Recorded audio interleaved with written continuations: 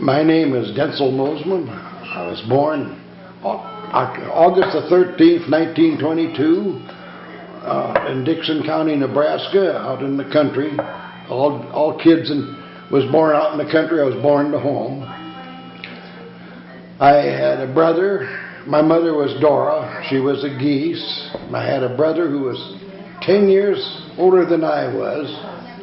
And my dad was Herman Mosman, and he got killed December the 14th, 1927, when I was 5 years old, in a team and wagon accident shelling corn. I said I was 5 and my brother was 15. And Mom had to raise the family, and she did. And I always did say that if Dad had to raise us, he couldn't do it. But Mom just had to learn to drive a car. She had to go to sales and bid on livestock, and it was untold in those days. And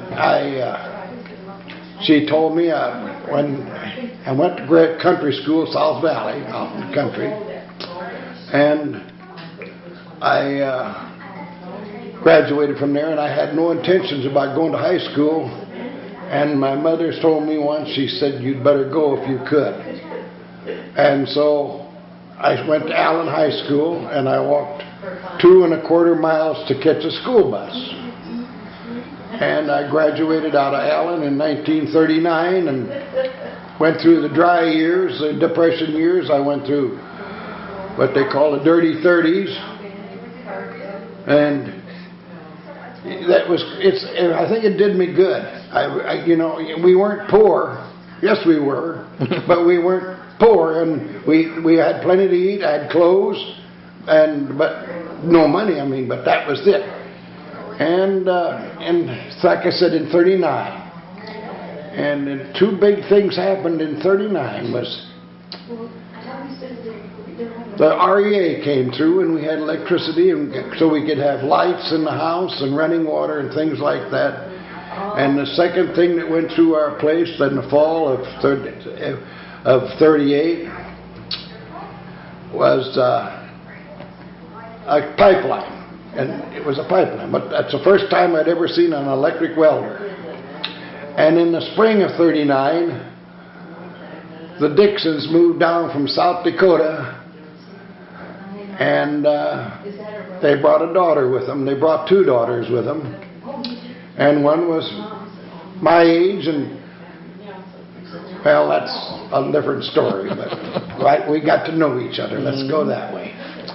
And I started going with her not right away, but before. I think I started going with her in maybe 40, I think 1940, or maybe even, no, it was 40. I think in the fall of '40 when I started going with her.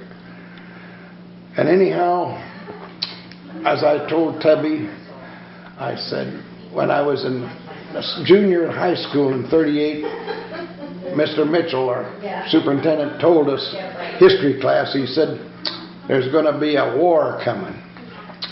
And it's going to be a big war. It's going to be a global war. And he said, and he pointed to the class, the boys, he said, and you're going to be right in the middle of it. And that was the days of the German-American Bund and isolationism and Father Coughlin, and everybody said, stay out of it, that's not our business. And we kind of straddling the line there, and Japanese was messing around in the Pacific, and we were putting them on rations, like cutting off their oil and stuff like that. But things just kept getting progressively worse and progressively worse. And in 1941, I was picking corn for my uncle on December the 7th, and it was a beautiful day.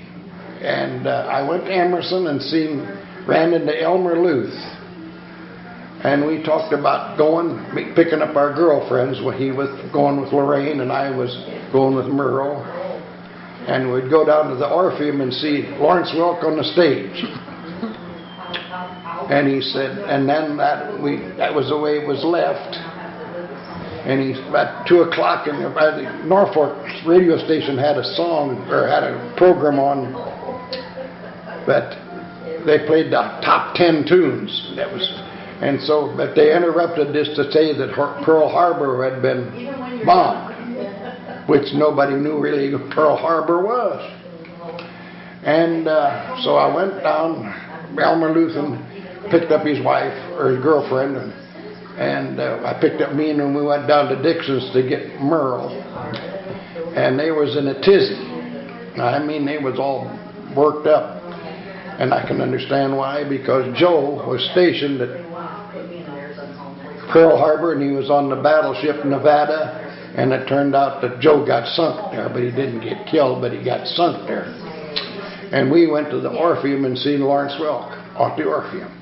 And we come home, and before that, they had started the draft, and about a year before that, or 8 men, yeah, not over a year, and I know I was 1A, and because I knew I was going to have to go eventually.